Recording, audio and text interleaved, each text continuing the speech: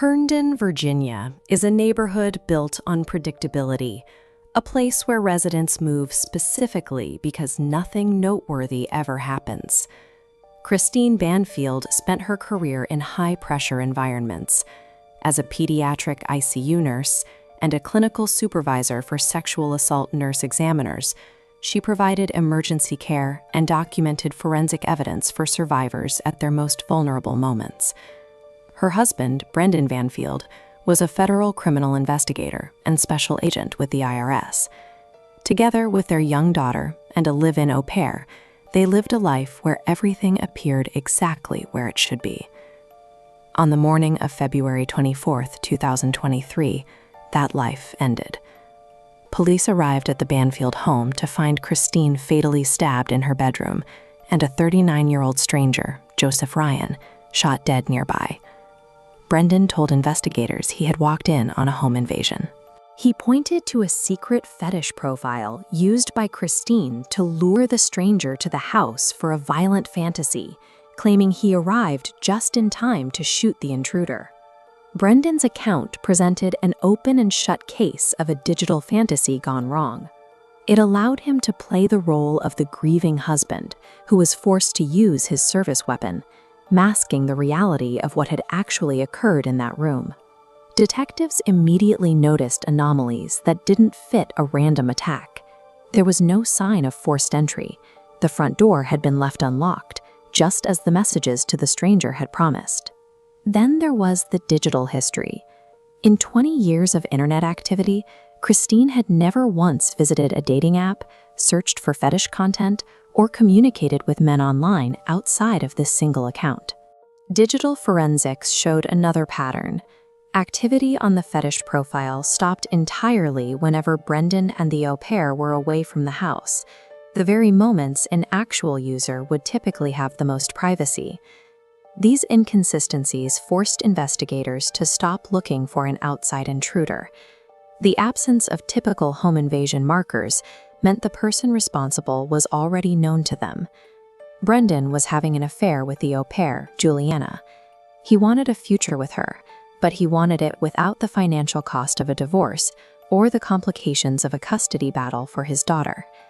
He used Christine's own laptop to create the fake profile, using a photo she had sent him earlier that day. He deliberately left a digital trail that led directly back to his wife's devices. He also made physical modifications to the home, including the installation of soundproof windows.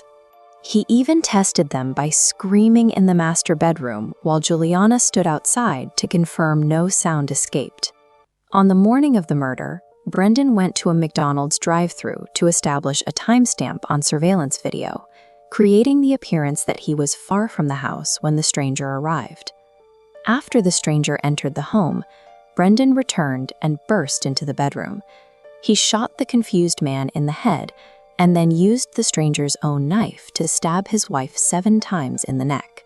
Brendan then handed a second firearm to Juliana. He ordered her to shoot the incapacitated stranger in the chest, effectively eliminating the only person who could testify that the encounter was a setup.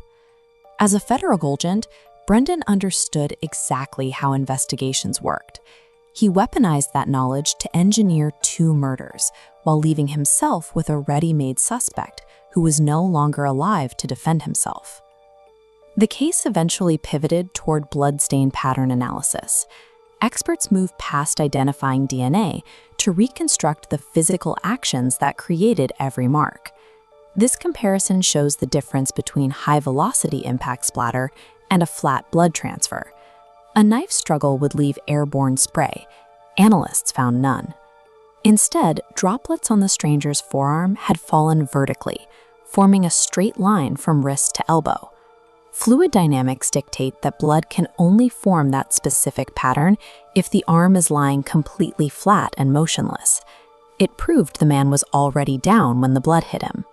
On the stranger's hand, analysts found blood on the palm, but clean gaps between the fingers. This isn't the hand of a man gripping a knife. It's a hand that was still while someone pressed blood onto it. They also found finger-shaped transfer marks on the stranger's jeans. Christine's DNA had been deliberately smeared onto his clothing in an attempt to manufacture evidence of a struggle. Digital trails can be falsified, but physical stains operate on fixed rules. These marks bypassed Brendan's staging and exposed the physical impossibility of his story. In the months following the murders, Juliana moved into the master bedroom. She lived as Brendan's girlfriend in the same room where Christine had been killed, surrounded by her framed photos. The turning point came a year after Juliana's arrest. She broke her silence and gave investigators a recorded interview, detailing how Brendan had spent months architecting the entire plan. 570 days after the murders, police arrested Brendan at his home. The agent, who believed he could outsmart the criminal justice system, was finally indicted on multiple counts of aggravated murder.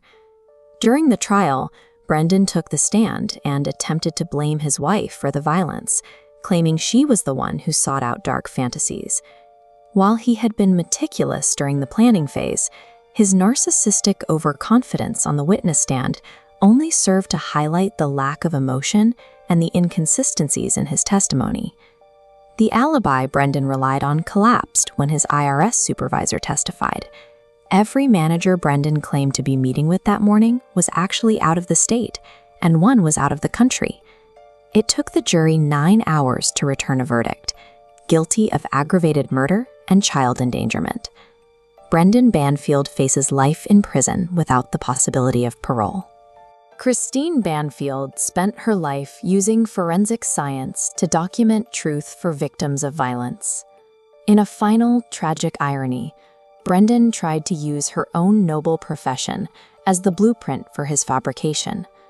A corrupt agent attempted to manipulate the system from the inside, but he was ultimately undone by the very things Christine stood for: science, truth, and the forensic evidence that spoke for her when she couldn't.